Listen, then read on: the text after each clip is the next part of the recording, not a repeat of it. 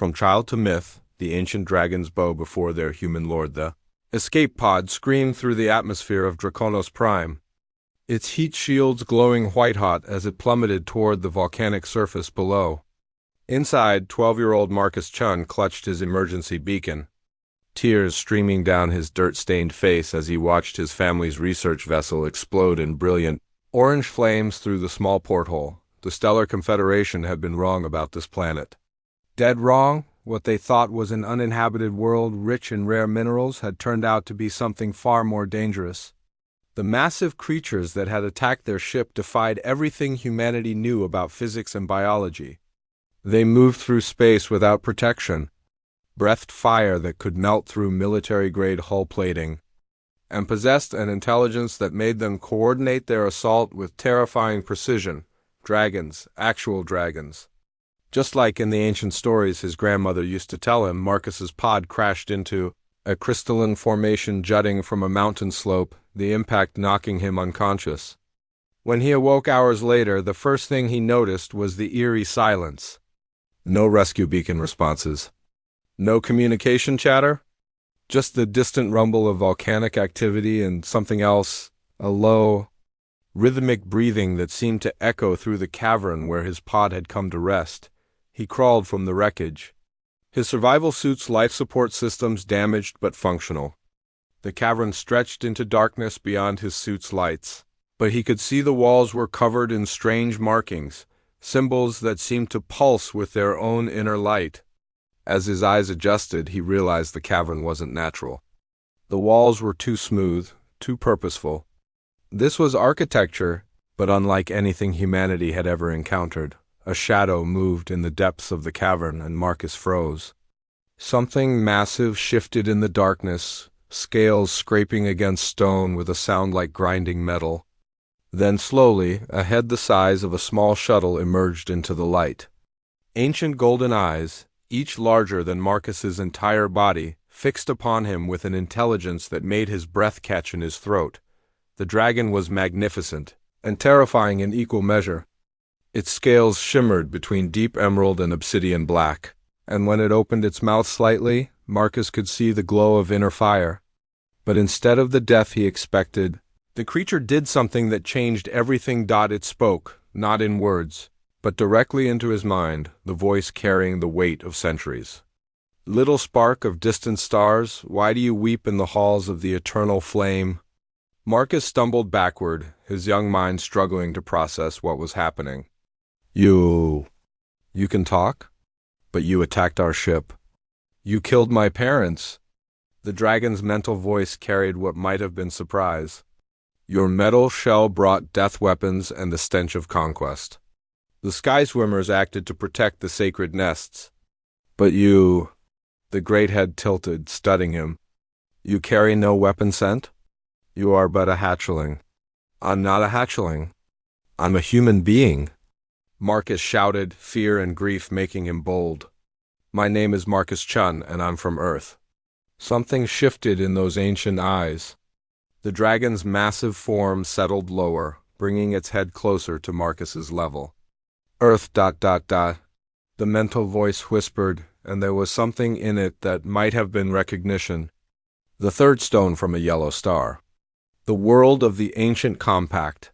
Marcus's heart pounded. Ancient compact? What are you talking about? The dragon was silent for a long moment, its golden eyes never leaving Marcus's face. When it finally spoke again, its mental voice carried a weight that seemed to press against his very soul. Tell me, little Earth son, do you know the story of your species' first steps among the stars? Of course I do. The generation ships, the FTL breakthrough, first contact with the Zenthians? Marcus trailed off as the dragon's eyes seemed to grow brighter. Before all of that, young one. Before your people learned to touch the void between worlds. When they were still bound to their birth rock, dreaming of the sky. The dragon's massive form shifted, and Marcus realized it was settling in for a long conversation. Your ancestors knew of us once. They called us by many names in many tongues, but they knew. And when the time came for them to choose their path among the stars, they made a promise. The cavern seemed to grow warmer, and the symbols on the walls pulsed more brightly. Marcus found himself drawn forward despite his fear, his young mind hungry for answers. What kind of promise? That when they had grown strong enough to stand among the elder races, when they had proven themselves worthy of the void between worlds, they would return, and that one would come who could bridge the gap between flame and flesh, between the ancient ways and the new paths. The dragon's head moved closer, until Marcus could feel the heat radiating from its scales. One who could speak with the voice of command that all dragons must heed. Marcus backed away, shaking his head. "You're talking crazy. I'm just a kid. My parents were xenobiologists, not whatever you think I am." But even as he protested, something stirred deep within him. A warmth that had nothing to do with the dragon's proximity, a feeling like electricity running through his veins. The symbols on the walls seemed to respond, growing brighter. And he heard something impossible, other voices, distant but growing stronger. As if calling from across vast distances, the dragon's mental voice carried what could only be described as a smile. "The blood remembers what the mind forgets, little lord of the sky dutched. You carry within you the echo of the first compact, the promise made between your kind and mine." And now, in this hour of meeting, the ancient words begin to wake. As if responding to some unheard signal, the cavern filled with a low harmonic that seemed to come from the stone itself. The symbols blazed with golden light, and Marcus felt something fundamental shift in his perception of the world. The dragon before him was no longer just a creature of scales and fire. He could sense the vast intelligence behind those ancient eyes. The weight of millennia, the complex emotions that no human had ever imagined a dragon could possess, and somewhere deep within himself, a voice he had never heard before whispered words in a language he did not know but somehow understood perfectly. Words that tasted of starlight and ancient promises, of power that could reshape worlds and bonds that transcended species. The transformation had begun. Though Marcus would not understand its true significance for years to come. In that moment he was still just a frightened child far from home. But the dragon saw deeper, saw the potential that would one day make him a legend whispered across 100 worlds. From child to myth, the ancient dragons bow before. Their human lord 5 years had passed since Marcus Chun's world was shattered above. Draconos Prime, the frightened 12-year-old who had crawled from a burning escape pod, was gone, replaced by something far more complex and dangerous. At 17, he moved through the vast underground city of the dragons with the fluid grace of someone born to these ancient halls. But his human features marked him as forever foreign in this realm of scales and flame. Kelthuros, the ancient emerald dragon who had first found him, watched from his perch on the crystalline platform as Marcus sparred with Virith, a young dragon barely past his first century. The sight never failed to amaze the elder, a human, weaponless and unarmored. Holding his own against a creature that could have incinerated a battalion of Confederation soldiers, Marcus ducked under a sweep of Virith's massive tail, his movements enhanced by something the dragons called the inner flame, the mysterious energy that had awakened within him during his first days in the caverns. It wasn't magic, though it defied scientific explanation. It was as if the universe itself bent slightly around him, allowing impossible feats of speed, strength, and perception. "You're telegraphing your strikes again?" Marcus called out, dodging a jet of superheated plasma that would have melted through starship armor. "Remember, combat isn't just about power. It's about understanding your opponent." Virith's mental voice carried frustration tinged with grudging respect. Easy words from one who cheats with the old blood humankin. Marcus smiled, an expression that had become more predatory over the years. "There's no cheating in survival, Scale Brother. Only victory and death." The sparring match ended when Marcus managed something that should have been impossible. He grabbed hold of Virith's snout and, with a surge of the inner flame, forced the young dragon's head down in a gesture of submission.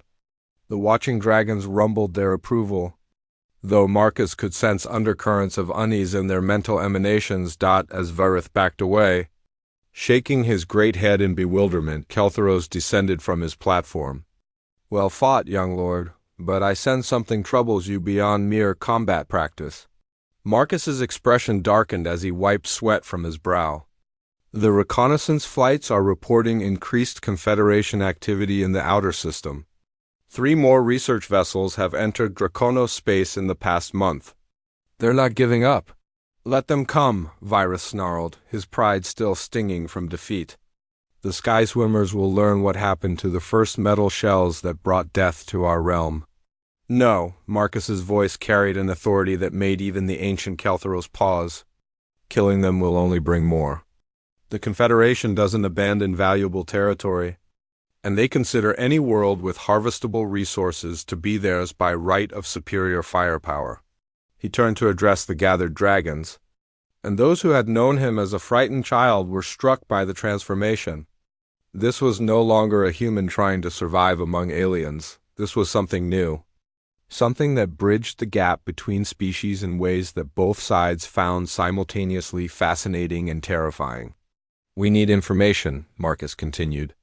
We need to understand what they're really after, what their long-term plans are for Draconos Prime. And for that, I need to make contact. The mental roar of protest from a dozen dragon minds was almost overwhelming, but Marcus stood firm. Over the years, he had learned to project his own thoughts with enough force to cut through their objections. Listen to me. I speak the language. I understand their technology, their culture. I can get close to them without triggering their combat protocols. Keltheros's ancient eyes studied his young protege with something approaching worry. The risk is too great, Marcus Chun. If they discover what you have become, if they learn of the bonds you have forged with our kind, they'll see what they expect to see, Marcus replied, his confidence born from years of studying Confederation psychology through their databases. A traumatized human survivor, grateful to be rescued from a hostile world. They'll want to debrief me, extract information about dragon capabilities and weaknesses. I'll give them just enough truth to maintain credibility while learning everything I can about their true objectives. The debate that followed stretched for hours. Conducted in the complex blend of mental communication and verbal speech that the dragons used for formal discourse. Marcus had become fluent in both, another impossibility that the dragons attributed to his growing connection to the old blood, whatever that truly meant. In the end, it was a young dragoness named Sulthara who provided the deciding argument.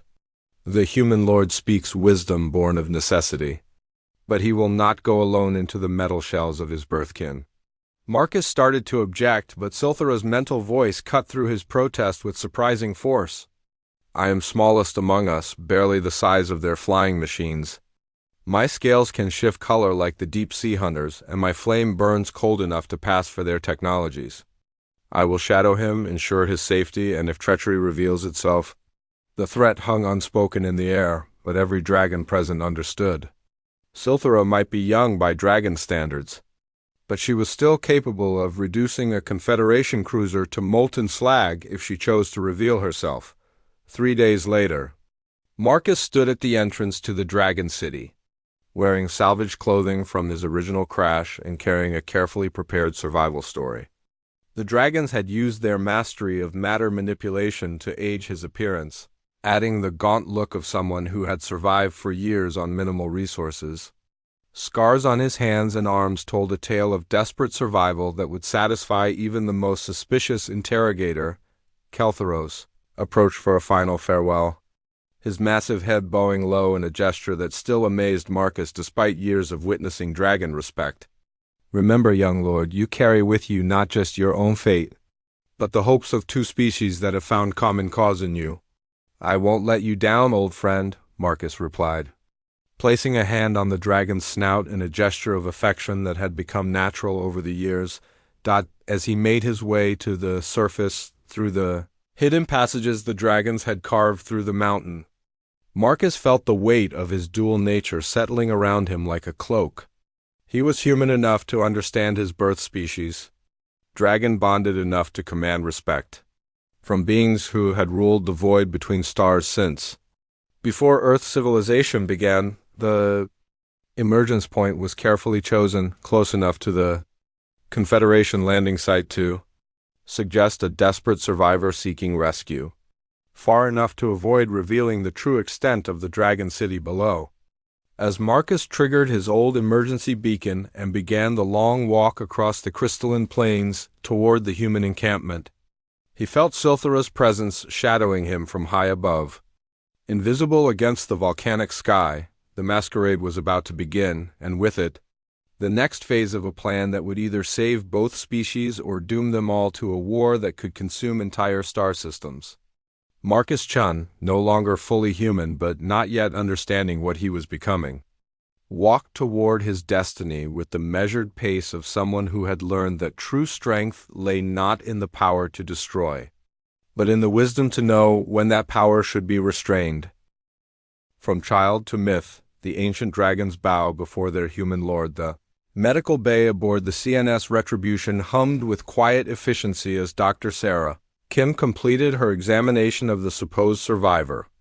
Marcus lay still on the diagnostic table, forcing himself to display the proper mixture of relief and wariness that any human would feel after years of isolation on a hostile world. "Remarkable," Dr. Kim murmured, reviewing the scans on her tablet. "Despite obvious signs of malnutrition and exposure, your core physiology is not only intact but enhanced. Muscle density increased by 40%, reaction times well beyond human norms. And there are some unusual neural patterns I've never seen before." Commander Janet Torres, the expedition's military leader, leaned forward from her position by the door. "Enhanced how, Doctor? Are we looking at alien contamination or genetic manipulation?" Marcus let a carefully calculated flash of anger cross his features. "Contamination? I've been fighting to survive for 5 years on a world where the atmosphere tries to cook you alive and the native life forms consider humans a light snack. If I've changed, it's because I had to adapt or die?" Dr. Kim made a note on her tablet. "The subject shows signs of significant psychological adaptation as well. Standard trauma indicators are present, but suppressed beneath remarkable resilience patterns." "I learned not to break," Marcus said quietly, allowing genuine emotion to color his voice as he thought of those first terrifying months in the Dragon Caves. "Breaking means dying, and I wasn't ready to die." Over the following days, Marcus submitted to endless debriefings, psychological evaluations, and medical tests. He crafted his story carefully, the lone survivor of the research vessel, forced to hide in caves and crystalline formations, occasionally glimpsing the massive dragon-like creatures that had destroyed his ship but managing to avoid direct contact through luck and stealth. Captain Elena Vasquez, the expedition commander, studied him across the table in the ship's conference room. "You're telling us you spent 5 years on a world inhabited by hostile aliens and never once had direct contact with them?" "I'm telling you I'm very good at staying hidden," Marcus replied. "My parents were xenobiologists, Captain. They taught me to observe without being observed. When you're dealing with creatures that can melt through starship hulls with their breath, discretion becomes a survival skill." What Marcus didn't tell them was that even now, as he sat in the sterile confines of the human vessel, he could feel Silthara's presence circling high above in the planet's turbulent atmosphere. The young dragoness had spent days perfecting her camouflage, her scales shifting through patterns that matched the volcanic clouds and radiation distortions that played havoc with the ship's sensors. "The geological surveys are promising," Commander Torres reported during one of the daily briefings. Marcus was allowed to attend as a cultural consultant. "Initial core samples show mineral densities, unlike anything we've found in the outer colonies. If we can establish a secure mining operation—" "The dragons won't allow it," Marcus interrupted, then caught himself as all eyes turned to him. "I mean, the native species. They're highly territorial. Any large-scale operation would be seen as an invasion." Dr. Reginald Pierce, the expedition's lead xenobiologist, leaned forward with obvious interest. "You observe territorial behaviors? What can you tell us about their social structure, their intelligence levels?" Marcus walked a careful line, providing enough information to maintain his credibility while avoiding any details that might give the humans dangerous insights into dragon capabilities. "They're intelligent, definitely. Organized hunting patterns, coordinated attacks on anything they perceive as a threat. But I never saw enough to determine hierarchies or communication methods. What he didn't mention was the growing unease he felt through his mental link with the Dragon Collective. Sothera's regular reports painted a picture of human expansion that went far beyond simple mineral extraction. The ships carried terraforming equipment, atmospheric processors, and weapon systems designed for planetary subjugation. The Confederation wasn't planning to coexist with the Dragons. They were planning to replace them. The revelation came during his third week aboard the Retribution, when Captain Vasquez called him to her ready room for a private conversation. "I'm going to be frank with you, Shun. Your survival story is impressive, but my intelligence officers have found some inconsistencies." Marcus kept his expression neutral despite the spike of adrenaline. "What kind of inconsistencies?" "Your physical conditioning, for one. These medical readings don't match someone who spent 5 years scrounging for survival. They match someone who's been training extensively in a controlled environment. And then there are the thermal signatures, our long-range sensors picked up around the cave systems, where you claim to be hiding." The captain activated a holographic display showing heat pattern analysis of the mountain ranges near Marcus's supposed survival sites. "Those aren't the signatures of someone trying to stay hidden, Chun. Those are the signatures of someone who's been living comfortably in a heated, structured environment. An environment that suggests significant technological infrastructure." Marcus felt the moment balance on a knife's edge. He could maintain the deception, try to explain away the evidence, but his enhanced senses were already picking up subtle signs of the security teams positioned outside the ready room. They suspected him of collaboration, possibly even of being a willing agent of the Dragons. Instead, he made a choice that surprised even himself. "You're right," he said simply. "I haven't been hiding from the Dragons for 5 years. I've been living with them." The silence that followed was deafening. Captain Vasquez's hand moved slowly toward her sidearm, but she didn't draw it. "Living with them. As what, their prisoner?" "As their student," Marcus replied, and for the first time since boarding the ship, he allowed some of his true nature to show through. "The Dragons are an ancient species, Captain. They've been traveling between stars since before humanity learned to make fire. They're not the mindless beasts your reports make them out to be." "Then why did they attack our ships?" "Because your ships came armed and ready for conquest." Marcus stood slowly, his movements controlled but carrying an undertone of barely leashed power. "Because the Confederation's first response to any discovery is to claim it, catalog it, and exploit it. The Dragons have seen this pattern before from other species who thought themselves the masters of the galaxy." Captain Vasquez finally drew her weapon, though she kept it lowered. "You're talking about yourself as if you're no longer human." Marcus smiled, and for a brief moment something inhuman flickered behind his eyes. "I'm still human, Captain. But I'm also something more. Something that both species need if they're going to avoid a war that would devastate both civilizations." Through his mental link, he felt Sothera respond to some unspoken signal. High above the ship, the young dragoness began her descent toward the Retribution's hull, her scales shifting to match the electromagnetic signatures that would confuse their sensors until she was close enough to act. "The choice is yours," Marcus continued, his voice carrying harmonics that seemed to resonate in the ship's metal bulkheads. "You can try to arrest me, interrogate me, use me as a weapon against the Dragons, or you can listen to what I have to say about a future where humans and dragons might find common ground instead of common graves." Captain Vasquez stared at him for a long moment. Her tactical mind weighing options against an opponent she was beginning to realize she fundamentally misunderstood. Outside, the first tremors of Sothera's approach touched the ship's hull, so subtle they registered only as minor fluctuations. In the artificial gravity the next few minutes would determine whether first contact between humanity and dragonkind would end in understanding, or in fire that would be visible from orbit.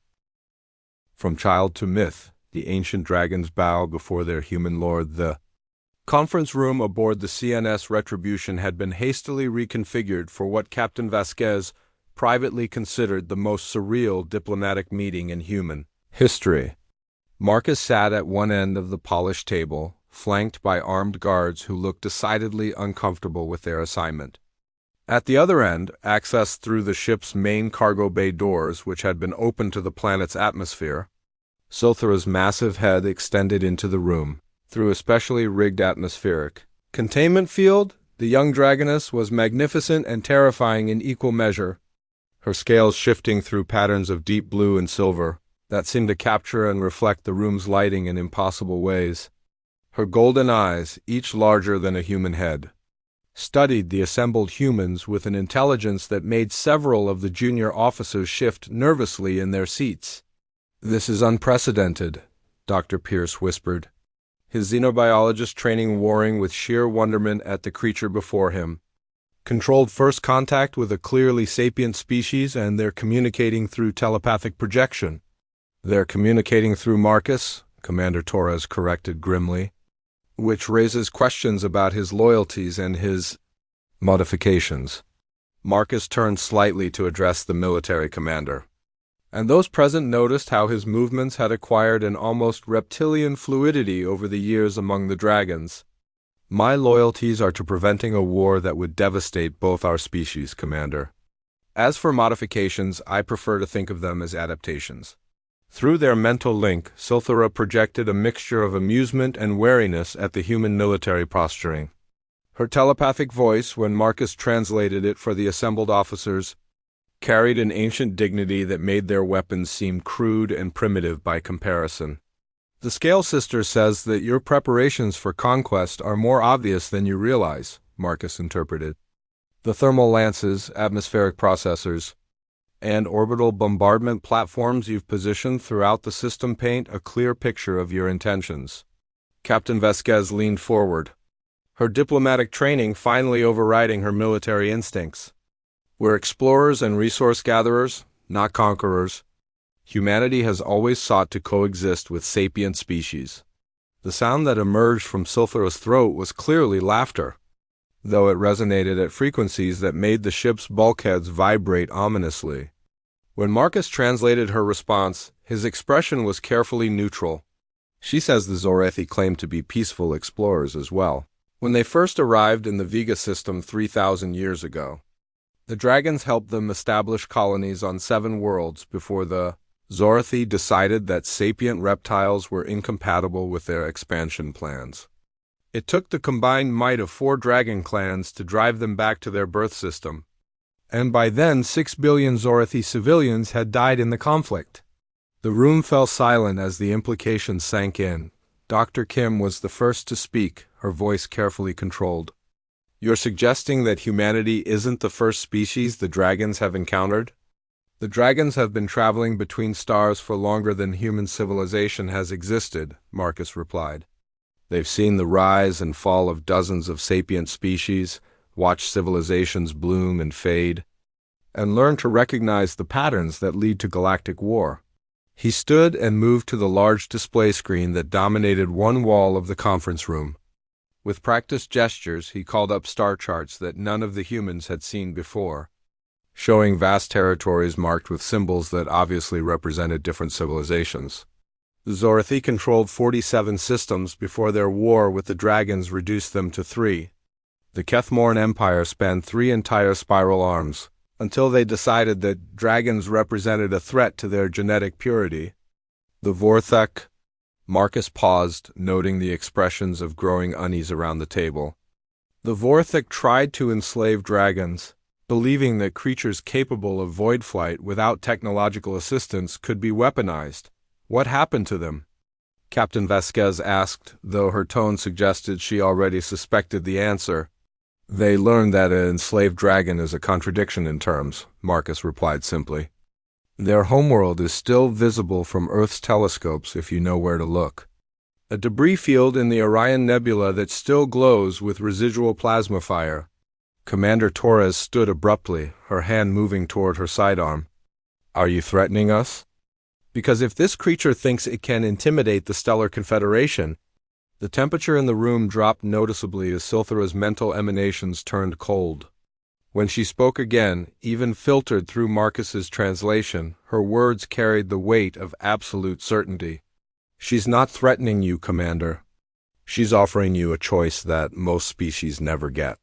Marcus turned to face the assembled officers, and those who had known him as a frightened survivor were struck again by the transformation in his bearing. "The dragons could have destroyed your fleet the moment it entered this system. Instead, they chose to open communication through the only human they've ever encountered who could serve as a bridge between species." Dr. Pierce leaned forward, his scientific curiosity overriding his caution. "Why you, Marcus? What makes you special among humans?" Marcus was quiet for a long moment, and through their link, Sothera projected emotional support tinged with ancient memories. "The dragons call it the old blood," he finally said. "They believe that humans carry within them an echo of something that existed before either of our species learned to touch the stars. Something that makes true communication possible between minds that evolved on different worlds." He moved to stand beside Sothera's massive head, placing a hand on her snout in a gesture of casual intimacy that made several officers reach for their weapons.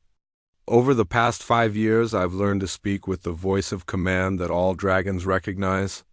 I've walked in their memory dreams, seen the rise and fall of civilizations that turned to dust before Earth's sun was born, and learned that intelligence and wisdom are not the same thing." Captain Vasquez studied the impossible sight before her, a young human who commanded the obvious respect of a creature that could have incinerated her ship without effort. "What exactly are you proposing?" "A new model," Marcus replied. "Not the usual first contact scenario where one species dominates or absorbs the other, but genuine partnership.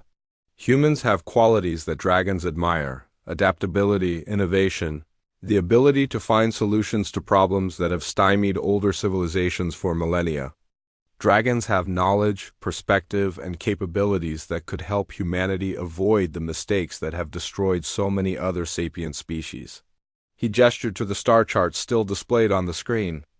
"The galaxy is larger than any one species can explore or protect alone. But together, humans and dragons could establish something unprecedented, a true alliance between species that evolved independently, but found common cause in the vast dark between stars." Sothera's mental voice carried what could only be described as hope as Marcus translated her next words. "She says the dragons have waited for over 2,000 years to find another species capable of understanding that strength shared is greater than strength hoarded.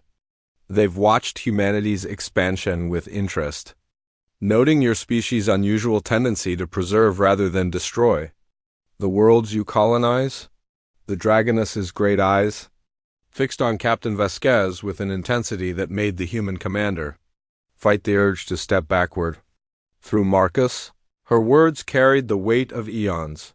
"The choice before you now will determine not just the fate of your expedition, but whether humanity joins the ranks of the galaxy's elder species or follows the path of civilizations that learned too late that the universe is far stranger and more dangerous than they ever imagined." The silence that followed stretched until it became almost unbearable. Finally, Captain Vasquez spoke, her voice carefully measured.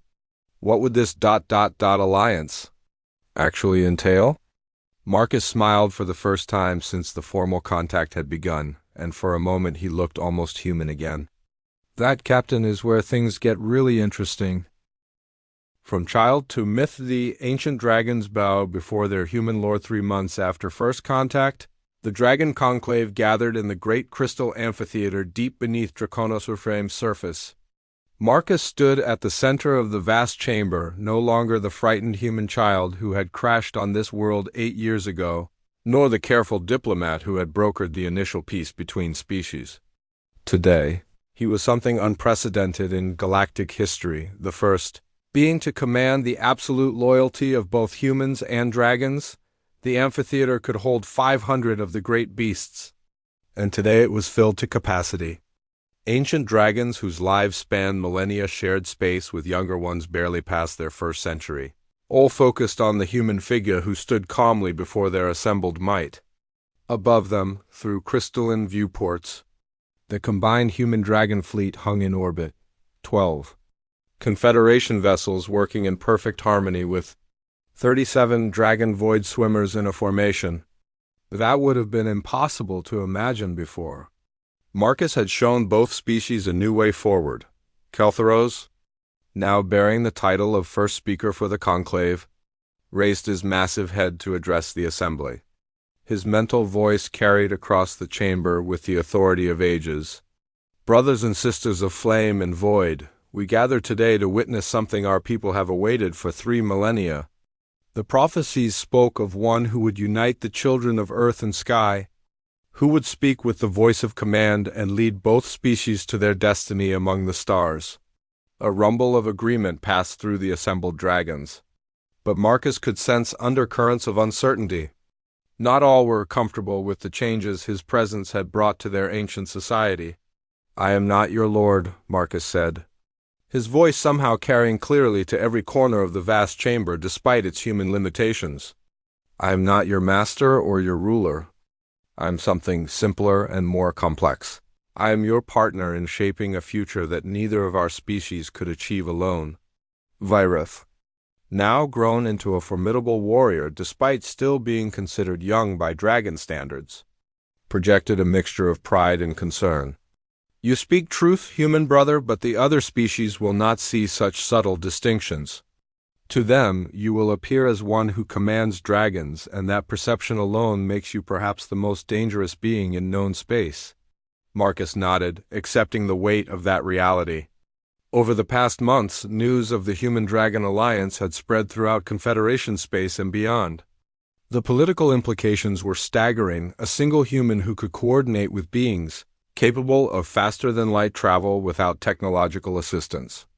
Creatures who could survive in the vacuum of space and whose breath could melt through military-grade armor, which is why we must be very careful about how we introduce ourselves to the galaxy. Marcus replied, "The preliminary reports from our joint exploration missions are encouraging, but they also highlight the challenges we face." The exploration missions had been Silthera's idea, small combined teams of humans and dragons investigating systems that had been abandoned by previous civilizations. What they had found painted a disturbing picture of the galaxy's history. Dozens of worlds bore the scars of conflicts between expanding species, evidence of wars that had reduced entire star systems to lifeless rubble. The Andrade ruins and the Kepler 442 system show clear signs of dragon plasma scoring. Dr. Pierce reported via hologram from the exploration vessel CNS Harmony. But the damage patterns suggest the dragons were defending the Andrade settlements, not attacking them. Marcus turned to address Shalfin, an ancient dragoness whose memory stretched back over 4,000 years. "Tell them about the Andrade, ancient mother." The dragoness's mental voice carried profound sadness as she shared memories that predated human civilization. The Andrade were builders, creators of wonders that made even dragon architecture seem crude by comparison. They sought to preserve life wherever they found it, to nurture rather than consume. When the Ziakri swarm came from beyond the galactic rim, the Andrade called upon their ancient alliance with our people. The holographic display shifted to show reconstructed images based on dragon memory dreams. Vast, biomechanical constructs that moved between stars like living ships, consuming everything in their path. The Ziakri were unlike anything in current galactic civilization, creatures that seemed to exist solely to convert matter into extensions of their collective consciousness. "The war lasted 2 centuries, Shalfin continued. "In the end, we drove the swarm back beyond the rim, but at a cost that still haunts our people. The Andrade civilization was reduced to ruins, and with them died knowledge that might have prevented a dozen later conflicts." Captain Vasquez, attending the conclave via secured communication link, leaned forward with obvious concern. "Are you saying this swarm might return?" "The Ziakri operate on timescales that make even dragon patience seem brief," Marcus replied. "But the galactic rim monitoring stations the Andrade. established are beginning to detect movement in the void spaces between galaxies. Something is stirring out there, something that suggests the swarm is beginning another expansion cycle. The implications hung heavy in the chamber's recycled atmosphere. Every being present understood that if the Shri returned, the current political divisions between sapient species would become irrelevant. The galaxy would need to unite or face consumption by entities that viewed all biological life as raw material for their expansion. This is why the alliance between humans and dragons is so crucial. Marcus continued, moving to stand beneath a crystalline formation that amplified his words throughout the chamber. Not because one species should dominate the other, but because we represent something new in galactic history, proof that cooperation between different forms of intelligence is possible. Silthera, now bearing scars from the exploration missions that marked her as a veteran despite her relative youth, projected a mixture of determination and affection toward Marcus. The human lord speaks of partnership, but he undersells his own transformation. He is no longer merely human, just as those of us who have bonded with him are no longer merely dragon. We have become something unprecedented. Marcus felt the truth of her words resonate through his enhanced consciousness. The years among the dragons had changed him in ways that went beyond the physical. His thought patterns now incorporated dragon long-term planning and human innovation in combinations that neither species could achieve independently. When he spoke with the voice of command, it wasn't dominance but synthesis, the perfect melding of human adaptability and dragon wisdom. The preliminary negotiations with the Zenthian Republic and the Altair Collective have been promising, he reported.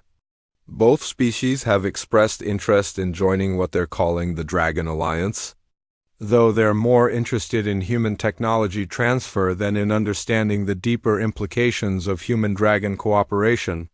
Keltheros rumbled his amusement.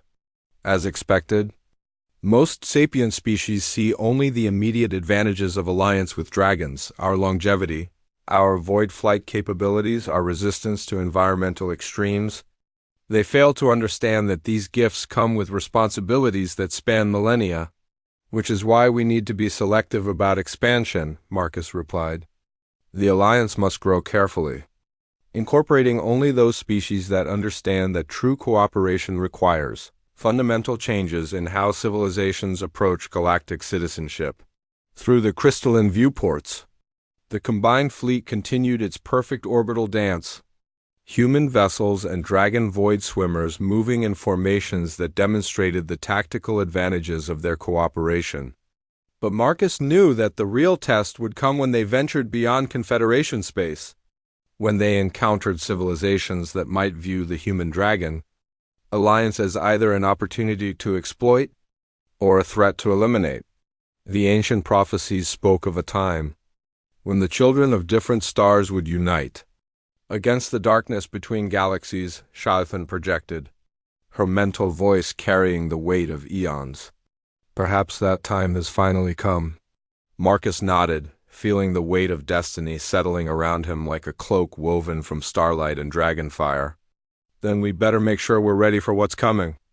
Because if the ZHKR are truly stirring beyond the rim, the galaxy will need every alliance we can forge. The Conclave's formal response was a harmonic that shook the mountain's foundations. Hundreds of dragon voices raised in agreement with their chosen human partner. But beneath that harmony, Marcus could sense something else. The growing awareness that their alliance might be the only thing standing between galactic civilization and a darkness that had consumed entire clusters of stars in ages past. From child to myth, the ancient dragons bow before their human lord. The emergency session of the Galactic Council convened in the ancient neutral station of Nexus Prime, a massive construct built in the void between star systems where no single species could claim territorial advantage. Representatives from 43 civilizations had gathered to address what the official documents carefully termed the Dragon Alliance situation, though private communications referred to it more bluntly as the human who commands dragons problem. Marcus stood before the assembled delegates in the great circular chamber, no longer bothering with the diplomatic facades that had marked his earlier negotiations. The past year had seen the Dragon Alliance expand to include 7 species, and each new member had brought with them stories of conflicts prevented, resources shared equitably, and technologies exchanged freely between civilizations that had previously regarded each other with suspicion or hostility, but success had also brought scrutiny, and scrutiny had revealed uncomfortable truths about galactic politics that many of the established powers preferred to keep hidden.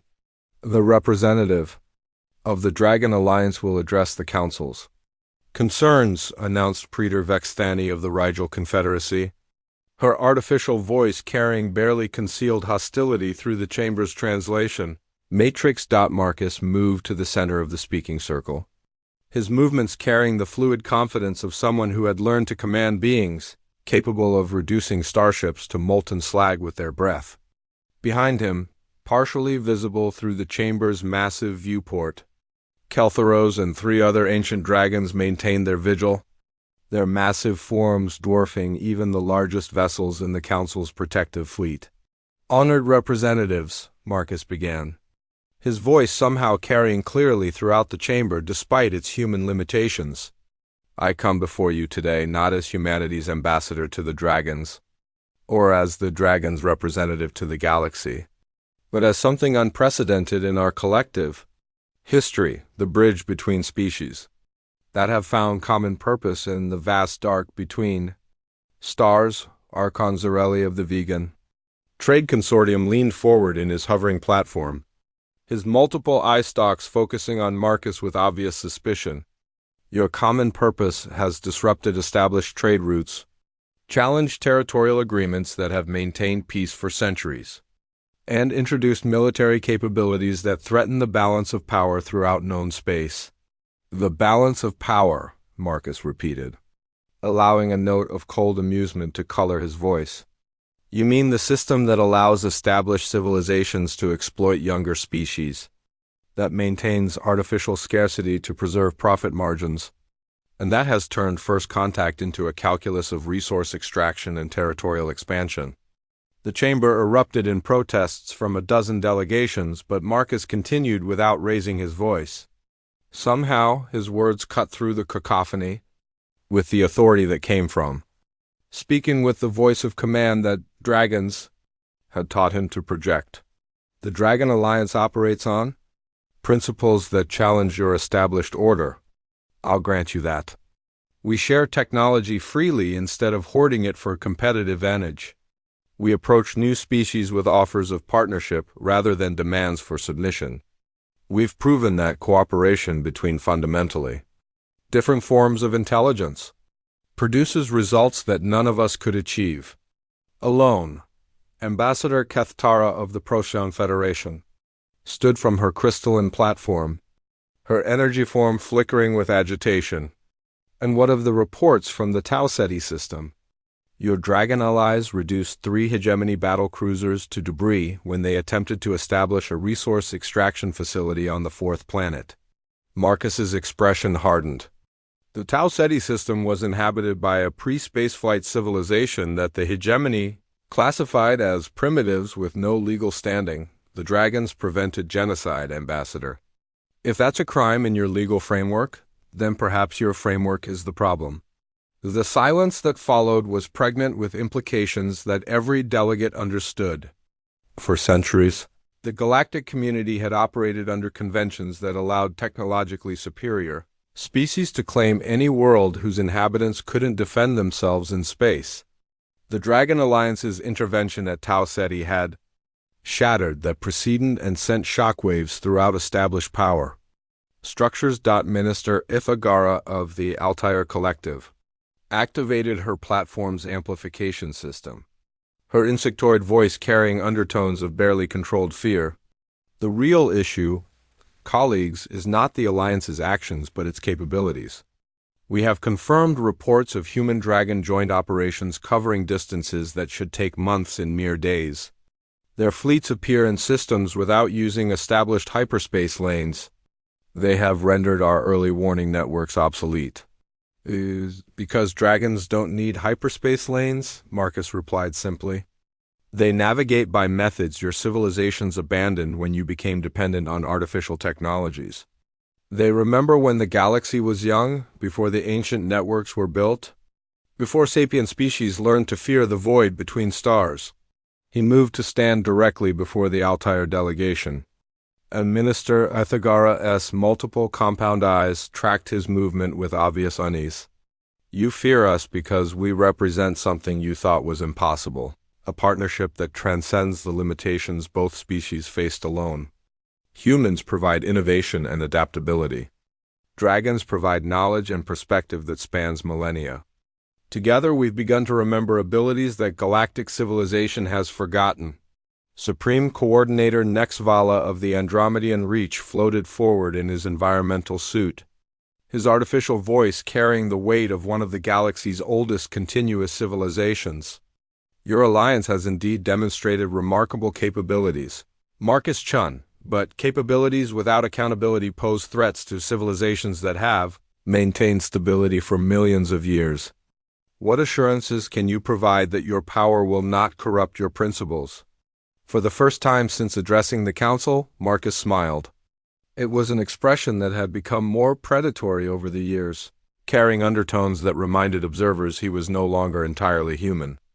I can provide no such assurances, Supreme Coordinator. Power always carries the risk of corruption, as your own civilizations have discovered repeatedly throughout your long histories. He gestured toward the viewport where the dragon forms waited with patient majesty. But I can tell you what the dragons have taught me about power that spans millennia. True strength lies not in the ability to dominate, but in the wisdom to know when that ability should be restrained. The dragons have possessed the power to reduce any of your civilizations to ash, for longer than most of your species have been sapient. Yet they chose to remain hidden, to watch and wait, to seek partnership rather than conquest. Praetor Vexthanius' artificial voice carried cold calculation. And what of the reports from beyond the galactic rim? Our deep space monitoring stations have detected energy signatures consistent with ZHK bioships. If the swarm is truly returning, your alliance may find itself tested in ways that reveal whether your ideals can survive contact with entities that view all biological life as raw material. The chamber fell silent as the implications sank in. Every civilization represented in the council had historical records of the HFY Swarm's last incursion 4,000 years ago. The biomechanical entities had consumed entire star systems before the combined might of dozens of species had barely managed to drive them back beyond the galactic rim. Marcus nodded gravely. Which brings us to the real reason for this gathering. Not to debate the Dragon Alliance's legitimacy, but to decide whether the galaxy's sapient species will face the ZHK-RI as divided, competing civilizations or as united allies capable of coordinating our response. He moved to the chamber center, where holographic displays could project information to all delegates simultaneously. The Dragon's long-range sensors have confirmed what your monitoring stations have detected. The swarm is moving again, and their advanced scouts will reach the outer colonies within 5 years. When they arrive, they won't distinguish between Confederation territory and trade consortium space, between ancient civilizations and recent arrivals. They will consume everything biological they encounter and convert it to expand their collective mass. Supreme Coordinator Nexvala's environmental suit showed readings that suggested deep agitation. You're proposing military alliance between civilizations that have competing territorial claims, conflicting ideologies, and incompatible technologies. I'm proposing survival, Marcus replied simply. The alternative is watching the galaxy burn while you debate trade, agreements, and territorial sovereignty with entities that measure success in consumed biomass. Through his mental link with the waiting dragons, Marcus felt their ancient memories stir, recollections of the last war with the Shkree. The civilizations that had fallen because they couldn't unite against the common threat. The price of species-centric thinking when faced with entities that recognized no distinction between different forms of biological intelligence. The Dragon Alliance offers its resources, its knowledge, and its capabilities to any civilization willing to put galactic survival above political advantage, he continued. From child to myth, the ancient dragon's bow before their human lord, the final battle above the ruins of Kepler 438b, would be remembered as the moment when galactic civilization either survived or perished forever. Marcus floated in the void between stars, no longer requiring technological assistance to survive in the vacuum of space, his transformation into something beyond human finally complete. Around him, the greatest fleet in galactic history moved in perfect coordination, dragons and starships, biomechanical constructs and energy beings, all united under his command through the voice that now spoke with the authority of 47 different species, the Ziakri. Swarms spread before them like a cancer across the starfield, their bioships pulsing with malevolent intelligence as they converted the shattered remains of another civilization into extensions of their collective consciousness. 3 years of running battles had led to this moment, this final confrontation in a system that had once housed 12 billion Keplerian colonists before the swarm's arrival 6 months ago. All fleets report ready. Lord Commander, came the transmission from Admiral Sarah Chun, Marcus's own great-niece, now commanding the largest Terran fleet ever assembled.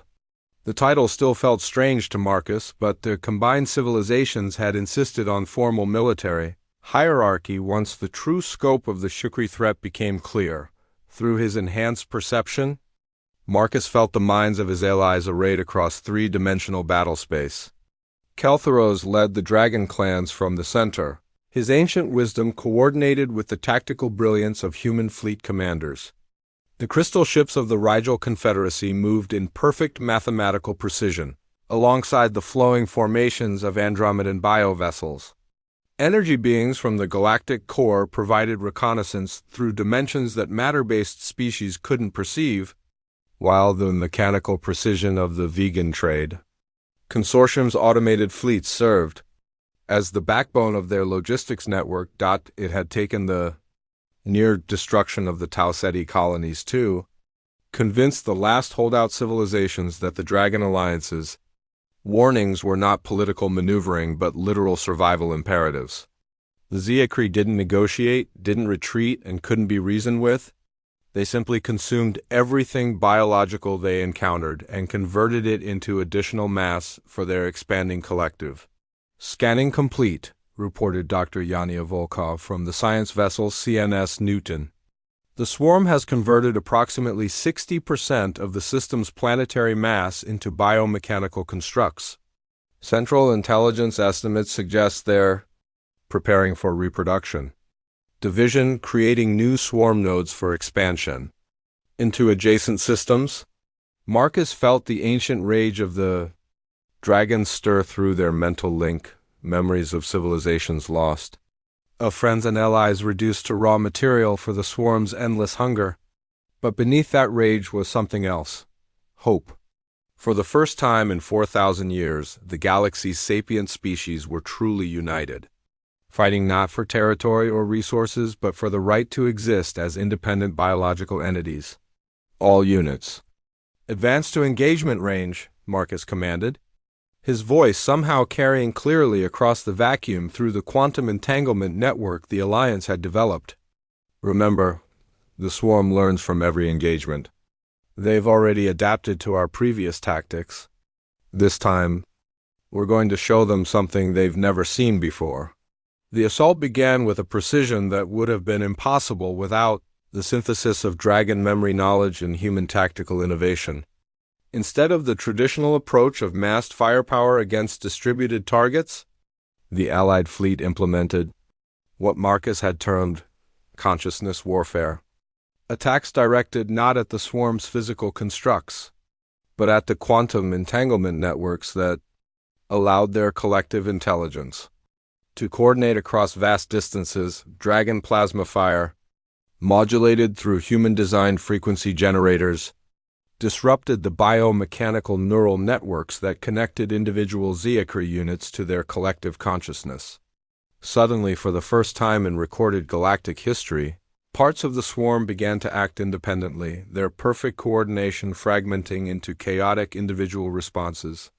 "It's working," Silthara projected through the dragon communication network, her mental voice bright with fierce joy as she led a strike force of young dragons through the swarm's disrupted formations.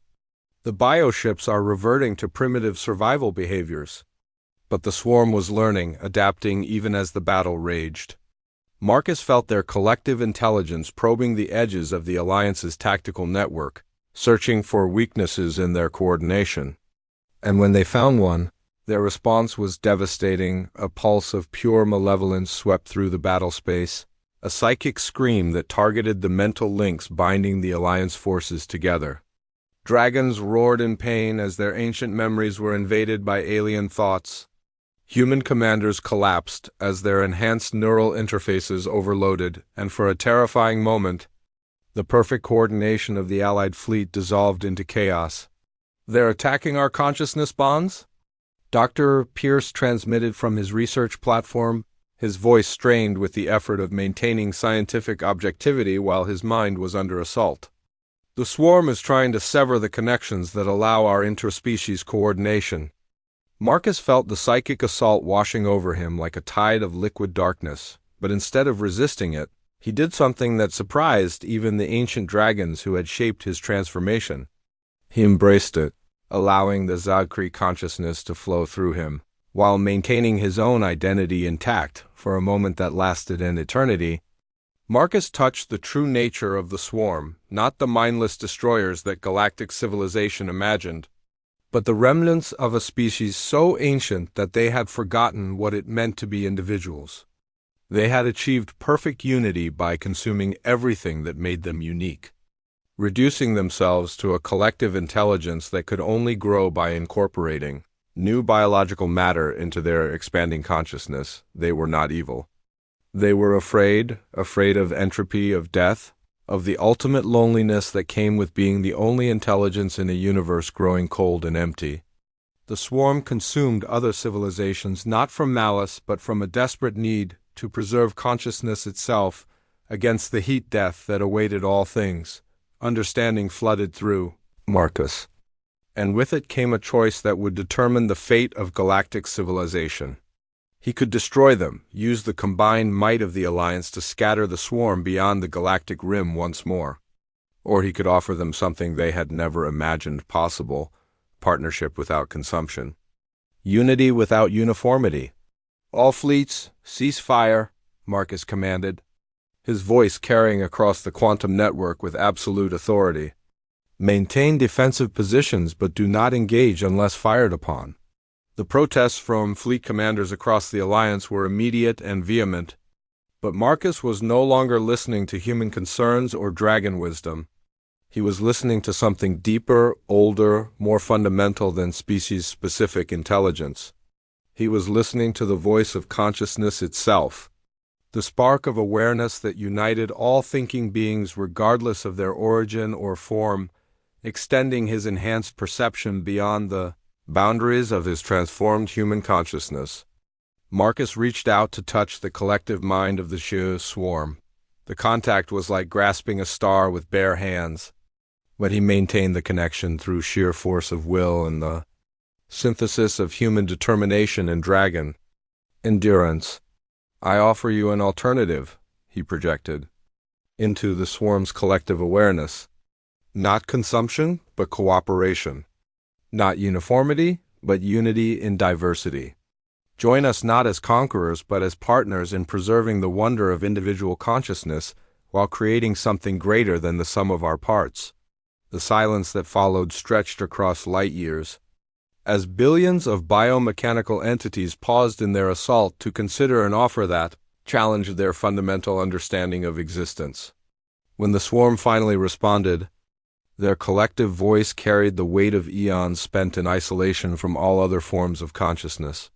"We do not understand this concept of cooperation without consumption. How can consciousness be preserved without integration? How can unity exist without uniformity?" Marcus smiled, feeling the presence of every allied consciousness in the fleet supporting him through their quantum-entangled network. Let me show you.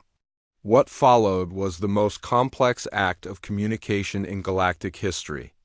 As Marcus used the Alliance's consciousness link technology to share the experience of human-dragon bonding with the ZHKRI collective, he showed them how individual minds could touch without merging, how different species could coordinate without losing their unique perspectives, how true strength came not from reducing everything to a single pattern but from weaving diverse consciousness into a tapestry that was greater than any individual component. For the first time in 4,000 years, the Ziakri swarm stopped expanding.